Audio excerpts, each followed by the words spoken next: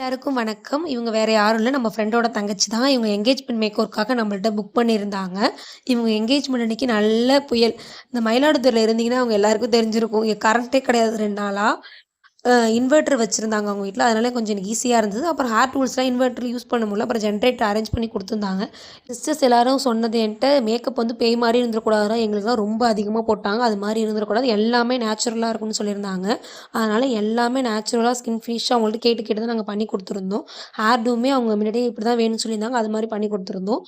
சிம்பிளான மேக்கப் தான் கேட்குறாங்க அப்படிங்கிறதுக்காக நம்ம எந்த ஸ்டெப்பயுமே ஸ்கிப் பண்ண முடியாது.